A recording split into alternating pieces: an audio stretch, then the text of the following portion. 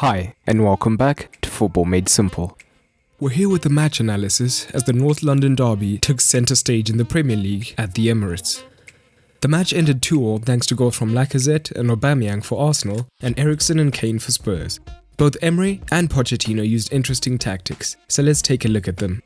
Just before we get into that though, if you're new around here, I'd appreciate it if you liked, commented and subscribed. If you want to see more match reviews, player and manager profiles, and so much more. Drop video suggestions below or tweet at Football Made Simple. Now, let's get into it. We'll briefly go over the formations as Arsenal lined up in a 4-3-3.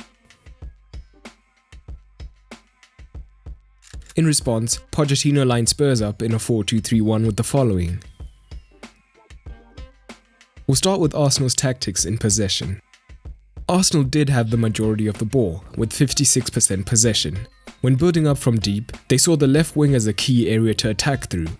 When deep, they fluctuated between a 2-4-1-3 and a 2-5-2. At the same time, in their defensive phase, Spurs used a 4-2-3-1 occasionally, but primarily it was a 4-4-2, with Son and Kane up top. Spurs didn't necessarily press high, opting instead for a mid-block.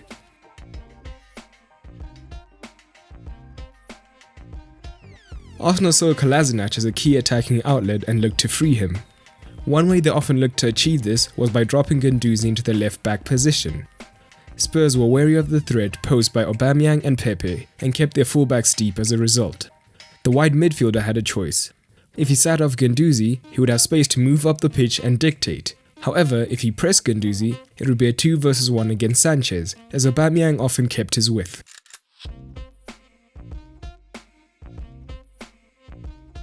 But they also varied this ploy, as Aubameyang could drift centrally in order to either draw Sanchez in which case Guendouzi would advance to overload the left, or if Sanchez stayed wide, it gave Arsenal numbers in the box.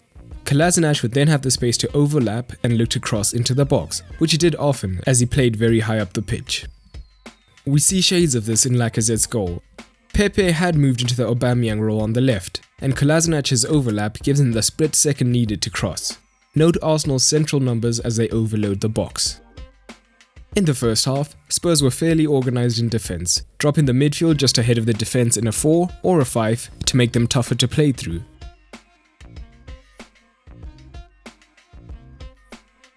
From here, as Arsenal entered their third, they could look to press them off the ball.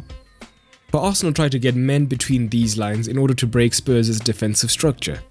This could be through Aubameyang tucking in, or Lacazette would often drop deep into this space, whilst Pepe and Aubameyang were on the defender's shoulders.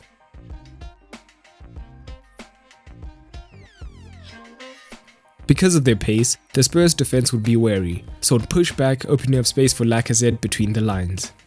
None of Arsenal's starting midfield 3 are traditional 10s, so the onus was placed on Torreira, who would often primarily play in this space, pushing up to overload the box or to create as the highest of the 3 in the 10 position.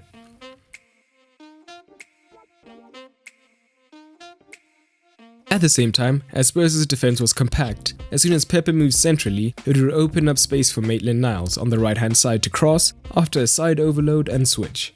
Pepe could then move deeper to collect the ball and look to cross to the far post, as he often did, getting the most crosses in for Arsenal.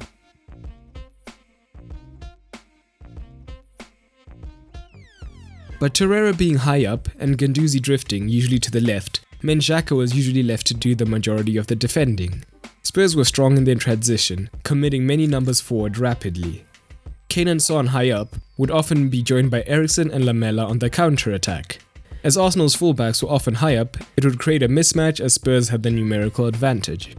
This happened often in the first half, leading to many dangerous situations. There's shades of this in Eriksen's goal. A long ball is played up, allowing Kane to link with Son, and Sokratis is out of position, but note Torreira and Guendouzi's positions, away from the centre. Luiz overcommits and the fullbacks have to fall narrow. Again, Lamela and Eriksen have joined the attack, and by committing so many numbers, it eventually leads to the goal. In the second half, Arsenal brought on Ceballos for Torreira. Ceballos is better on the ball and is comfortable both deep and high up the pitch. When deep, it meant they now had 3 players capable of building up, giving them increased control when building up, as they shifted to cover any gaps more efficiently. In addition, high up they now had a player capable of playing as the 10, leading to increased penetrative passing. Arsenal built up with more numbers central, opening up the wings so they could play wide and look to cross into the overloaded box. But what did Spurs look to do when they did have the ball? Well, even on the ball, Spurs didn't want to be caught out by Aubameyang and Pepe, so both fullbacks were relatively conservative, but they would spread wide, making it harder for Arsenal's front three to cover 5 players including Lloris. So, the front three pressed the central three, leaving Rose and Sanchez free. Arsenal's wide central midfielders would then shift, looking to press them, because Son and Lamela all shifted centrally, pushing the Arsenal fullbacks deeper.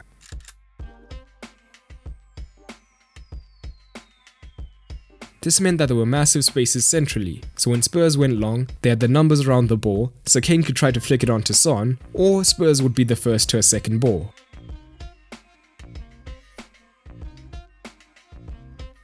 From here, again, with the lack of midfield protection, Spurs would be running straight at the defense and could look to penetrate.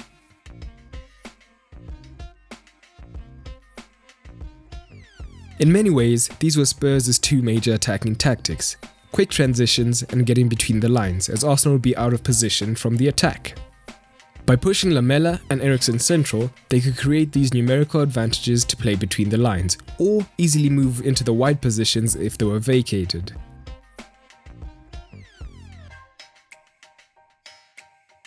This was helped as Torreira, their best central defensive midfielder, was often made to be the highest up the pitch. They were less able to do this in the second half, as Arsenal held onto the ball better, meaning Spurs would be too deep to launch an effective counter. As always, not every tactic could be covered, so I'd love to hear anything else you noticed in the comments below. What could either manager have done differently? Drop it in the comments below. But that's all for today, and remember, keep it simple.